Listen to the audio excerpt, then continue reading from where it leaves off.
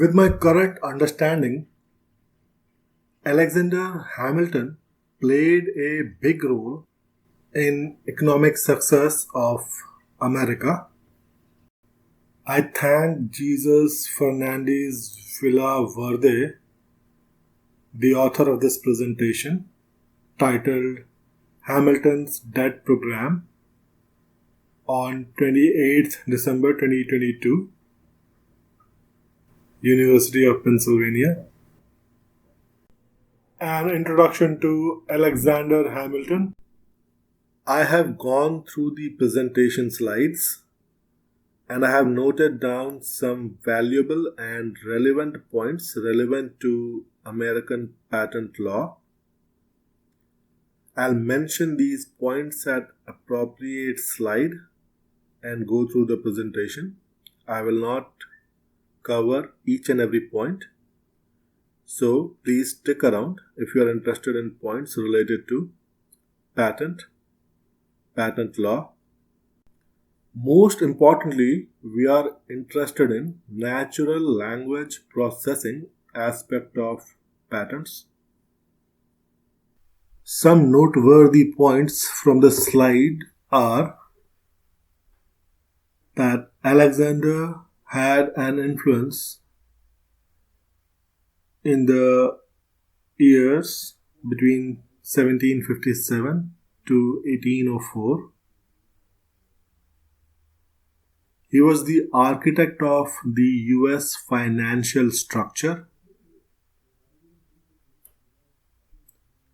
He was born in West Indies, and for the academia community, born out of wedlock might be of importance. His childhood was lived in difficult economic conditions. He came to New York to study after the locals of his area created a fund for his education. He had a key role to play in the revolution during that time period as a key person in George Washington's staff. This is Lee Habib, and this is Our American Stories. And this day in history, Alexander Hamilton was born of abolitionists. But it wasn't just blacks and the poor and the disenfranchised and the slaves who he had in his heart. Hamilton, it also turns out, had very enlightened views about Native Americans. Many in this audience will know that there is a college in upstate New York called Hamilton College. Well, the origins of that school, it started out as a secondary school that was supposed to educate Native Americans. Hamilton lent his name and his prestige to that undertaking. Hamilton turns out to have had very benign and enlightened views about Jews. He said in an unpublished paper that the success of the Jews could only be explained by special providence. So here's this man whom we're taught to regard as this ferocious snob who again and again shows himself as not only devoid of prejudice but with a special sympathy for the oppressed. A special sympathy for the oppressed. And by the way, it makes perfect sense given his life background. And yet his appeal to the upper class and the appeal to making it that was there too. And this is not a contradiction, folks. You can do both. And he proved you could do both. So what about his role in helping form this little thing called our federal government? I think with the clear exception of George Washington, nobody did more than Alexander Hamilton to weld the 13 squabbling states into the powerful nation we know today. Hamilton personally drafts the first appeal for the Constitutional Convention. He attends it. He is the sole New York delegate to sign it. It is Hamilton who dreams up and then supervises the most influential defense of the document ever written, the Federalist Papers. Of those 85 essays, Hamilton manages to draft an astonishing 51. No less astonishing, there are periods where he's publishing them at a rate of as many as 5 or 6 per week. No less astonishing, he's doing it as a sideline. He had a full-time legal practice. 5 to 6 of the Federalist Papers a week as a sideline. And by the way, as you hear different people of different political persuasions talk about this achievement, bringing all the states and delegates together in Philadelphia. Remember, conservatives should remember this, and Republicans, that the problem these men were trying to solve was actually bringing some consolidated power to Washington, D.C. Very difficult to wrap your heads around, but that was the case. We had 13 states with 13 different currencies. It wasn't working out, and there was no way to pay back war debt. So let's always remember these guys had nuanced opinions. There were battles going on between Hamilton and Jefferson, the Federalists and the Anti-Federalists that we're going to learn about. We're still having these same discussions, folks, and these same arguments today because they're timeless arguments. But without Alexander Hamilton, as Ron Chernow said, and without George Washington, there is no America. There's just no way around it. And he wasn't born here. So it turns out this young, precocious guy, this incredible reader, this incredible and prolific writer, well, he liked to speak and write a whole lot.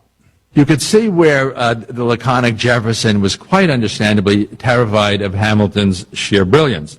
Hamilton was one of these frightening windbags whom you meet from time to time who can speak in perfectly worded paragraphs for hours on end, and Hamilton did. Hamilton also was one of these intimidating characters who could and did toss off a 10,000-word opinion overnight for George Washington. And you could see in Jefferson's diary that he's really struggling with Hamilton. Quote, Hamilton made a speech of 3/4 of an hour in the cabinet today as if he had been speaking to a jury. The next day, Jefferson wearily records, Hamilton spoke again for 3/4 of an hour. Hamilton was, quite frankly, a word machine. Hamilton wrote enough in 49 years to fill 22,000 pages in the latest edition of his collected papers. And your speaker this evening, I confess, was masochistic enough to read every one of those pages. It is said that Harold Sirrett, who edited the papers for Columbia University Press, an outstanding job, Harold Sirrett evidently used to joke that he intended to dedicate the many... And this is Our American Stories. And for the hour, we're talking about the life of Alexander Hamilton. And what better man to tell? We're talking about the life of Alexander Hamilton. And we're going to hear more from Ron Chernow in a moment. This hour is brought to you by Hillsdale College. And at Hillsdale, you'll learn about folks like Alexander Hamilton. You'll read his works, particularly. Not someone's opinions about Hamilton, but Hamilton in his own... Not someone's opinions about Hamilton, but Hamilton in his own words. It's really depressing when we got folks caricaturing our founders with their opinions and not exposing young and old people alike to the magic, the wisdom, and the genius of our founders. We're not America without a man like Alexander Hamilton, and don't let anybody tell you otherwise. And we wouldn't be the great country we are without him. And you also learn that a guy like this, the walking in, tells the story of Hamilton to bring us right back there. And we don't know how it's going to end. I mean, we sort of do. We're living in America. We know it's a functioning democracy, I think.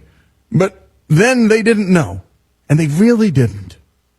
And so we left you off with Ron Chernow at the New York Historical Society, one of the great institutions in the country, in Manhattan, talking about the life of Hamilton in 2004, because he had just dropped on the American public. In his Treasury Secretary, we find Hamilton, which surely caused folks like Thomas Jefferson real headaches. Even as Treasury Secretary, we find Hamilton dabbling in anonymous journalism under a bewildering variety of Roman pseudonyms. Hamilton launched one series of essays under the guise of Camillus. This is while he's Treasury Secretary. And then a simultaneous series called Philo Camillus that extravagantly heaps praise on the brilliance of Camillus. When Hamilton publishes some article supporting Washington's neutrality proclamation, Jefferson contacted James Madison and pleaded with him to rebut Hamilton in print. Quote, "For God's sake, my dear sir, take up your pen, select the most striking heresies, and cut Hamilton to pieces. There is nobody else who can and will enter the lists with him." There was nobody else in America who could enter the lists with Alexander Hamilton, and as you'll see from the book, even James Madison often shrank from the invitation. Wow. And James Madison was no lightweight. And here was Alexander Hamilton understanding that, and understanding, most importantly, it was the message that mattered, not the author. the message that mattered. Well, a little bit later, we get into, well, the really remarkable death of Alexander Hamilton, because he's obviously killed in a duel, and Burr does the killing. And, well, here's Burr on killing Hamilton. Burr was never unduly disturbed by having killed Hamilton. He had a rather macabre sense of humor. He liked to refer jokingly, quote, to my friend Hamilton, whom I shot. My friend Hamilton, whom I shot. And by the way, that happened in Weehawken, New Jersey, one town over from where my mom and dad met and ultimately got married.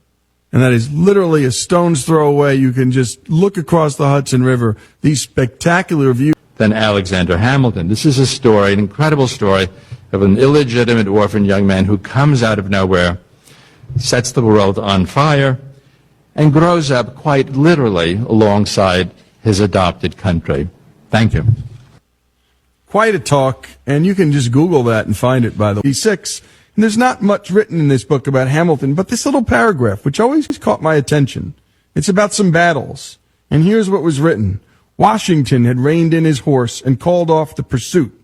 Another part of the army had entered the town, where some 200 of the British garrison there had barricaded themselves inside the large stone main building of the cottage, Nassau Hall. When Captain Alexander Hamilton and his artillerymen fired a few rounds into the building, the redcoats gave up. He was also a warrior, folks, in the heart of war, fighting the British when it mattered, with all on the line. This is Lee Habib, and this is our... To be at the helm of a nation that cares about national wealth.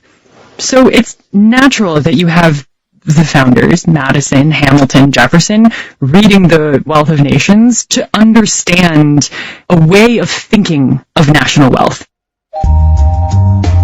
Glory Liu writes in her book that Alexander Hamilton actually cribbed bits of Adam Smith in his own Report on National Banks, and thus the moral philosopher from Kirkcaldy, Scotland, began to be woven into the fabric of the American experiment. By the mid-19th century, political economy was an established academic discipline, and Smith, himself dead by now for several decades, was considered its founder. American statesmen and attorneys would study Smith in preparation for their careers. In Congress, meanwhile, there were vigorous debates about trade policy and tariffs. The primary source of revenue for the federal government in its fledgling decades is from import taxes. And later on, much later on, like after the Civil War, the tariff becomes a wedge issue. It's the issue that divides Democrats and Republicans, Republicans being the party of protectionism, Democrats being the party of free trade. And Adam Smith became the wedge with which to fight the wedge issue. You have people from both sides of the debate, free trade and protectionism, being like, but Adam Smith. Well, look at what Adam Smith said. Oh, even the apostle of free trade said that the home market was really important. And so you start to see that, like, the intellectual authority matters. It's not Smith's ideas that matter that much anymore, it's his authority. That authority rests on an assumption that the science he created, the science of political economy, was powerful. We will hear more about Adam Smith's authority and how the modern view of Smith can often be quite wrong. That's next week in part 2 of our search for the real. And for the hour, we're going to spend some time with and talking about this remarkable historic figure. And you're going to hear from Ron Chernow, who wrote what is certainly the definitive biography of Alexander Hamilton, and the book that inspired, as you'll come to learn, the play on Broadway that is just sweeping actually the nation. You cannot get a ticket. Try as you may. I had some friends fly up around Christmas time, and I had urged them to see the play. A young writer of the caliber of the playwright of Hamilton, all those years later, and that book did, is a remarkable story. And Hamilton's was a remarkable story indeed. He was an immigrant to the United States, one of the 7 foreign-born signers of the Constitution, something we don't often hear about. He was aide de camp to then General George Washington, the nation's first Treasury Secretary, the founder of the Federalist Party, our nation's financial system, the United States Coast Guard, and the New York Post. Not bad for one life. Hamilton was a prolific author, including 51 of the 85 essays that formed the Federalist Papers. And he is one of only 3 non-presidents to have his face on American currency. Sacagawea on the $1 coin, Hamilton on the $10 bill, and Ben Franklin on the 100. In 2004, author Ron Chernow published the definitive biography of his life titled Alexander Hamilton. And on this day that Hamilton was born, we take you to select portions of a talk Chernow gave about his book to the New York Historical Society. Chernow started things out, like all good stories, at the beginning of Alexander Hamilton's life. He was an illegitimate boy born on the British island of Nevis, and as Dick Gilder indicated, he had suffered through a series of childhood traumas that would have shattered a lesser figure. Again, to reiterate, his father abandons the family when Alexander is 11. Mother dies of tropical fever when he's 13. He's then farmed out to a first cousin who commits suicide years later. Calamities of biblical proportions seem to find their way to this young man. I had a friend of mine once describe how Alexander Hamilton's childhood thus: he had more sad stories than the Old Testament. And he did. And as Chernow described, my goodness. Father abandons family at 11. Mother dies of tropical fever at 13. Farmed out to a first cousin who commits suicide. You can't make this stuff up. It's so bad. Despite the traumas, he's a precocious young man. In 1772, in other words, about a year before the Boston Tea Party, a monster hurricane lashes St. Croix, and this self-taught prodigy sits down and he pens a description of the hurricane of such precocious force and eloquence that the local merchants, recognizing this wonder in their midst, band together to finance his education in North America. The wunderkind studied at King's College in Lower Manhattan, later renamed Columbia, King's being a slightly awkward and inconvenient name after the Revolution. And already as undergraduate extraordinaire, Hamilton is publishing stirring pamphlets against the British. He takes up a musket and he drills with his fellow students in nearby St. Paul's Churchyard, today adjacent to Ground Zero. And he delivers spellbinding speeches to large crowds on what is today New York City Hall Park. So you're getting to know just a little bit about the nature and character of this young man and overcoming obstacles, overcoming status, overcoming regional differences. This young man thrives in what is Upper Manhattan. Hamilton's Strange Studies? Take a listen. Hamilton also totes along 6 volumes of Plutarch's Lives, and he takes the empty pages of a military playbook, and we see him recording notes on foreign exchange, population growth, geography, even European rivers that he will never set eyes on. In fact, in his notes, very interesting notes culled from Plutarch, we see a young man who seems absolutely bewitched by the bizarre sexual practices of ancient Rome. For instance, Hamilton noted that in ancient Rome, young married women seemed to enjoy being whipped by lusty young noblemen. Why? Because they thought that it aided conception. I can tell you, when you study our founding fathers, you are led down all sorts of unexpected byways. So true. And what's so wonderful about Chernow's storytelling is that he humanizes the human. And anyone who gets through America, like Plutarch, maybe not foreign currencies, but certainly Hamilton, you'll learn about the Federalist Papers. My goodness, you'll read them. You'll actually enjoy them.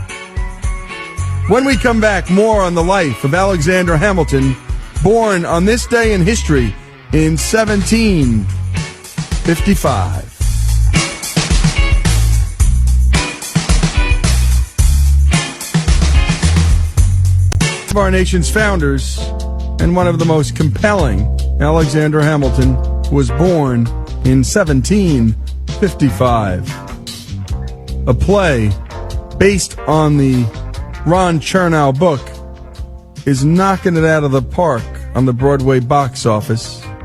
I've seen the workshop version at the Public Theater, and I can't wait to see the Well, here it's said, and very often it's taught this way in school, that Hamilton was a ferocious snob, that he was the stooge of the plutocrats of his day, in fact, a would-be despot with Napoleonic ambitions. And, of course, in this particular morality play of early American history, Thomas Jefferson is always represented as the pure and virtuous tribune of the people.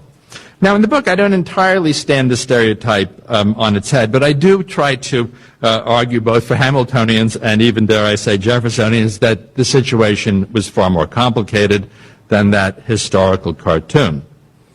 Case in point, during the Revolutionary War, it is Hamilton, of course, who champions an audacious plan to emancipate any slave who is willing to pick up a musket for the Continental cause. In the 1780s, mid-1780s, it is Hamilton who co-founds the first abolitionist society in New York, the New York Manumission Society. In fact, the records, the minutes of those meetings are actually upstairs in this very building where I did an enormous amount of research for the book. Remember that trading firm in St. Croix that I had mentioned that Hamilton worked for as a teenager? That firm had imported up to 300 slaves per year from Western Africa, and it's clear from subsequent actions that this first-hand experience of slavery left Hamilton with a permanent detestation of the system. In fact, Caribbean slavery was the most brutal in the world. Even those who managed to survive the Middle Passage, their life expectancy once they started working in the sugarcane breaks of the West Indies was somewhere between 3 and 5 years. So you constantly have these poor people who are perishing in the fields, and the supply had to be constantly replenished. Hamilton, despite the historic stereotype, turns out to have been the most consistent abolitionist among the founders, bar none. I repeat, bar none. So when you look at the early history of the Republic through the lens of slavery, not the only way to look at it, but I think a significant way, Hamilton begins to look a little bit more like the populist, and Jefferson and Madison, who owned 200 and 130 human beings respectively, begin to look a little more like the privileged aristocrats. Indeed. And some would argue that Hamilton was the most ambitious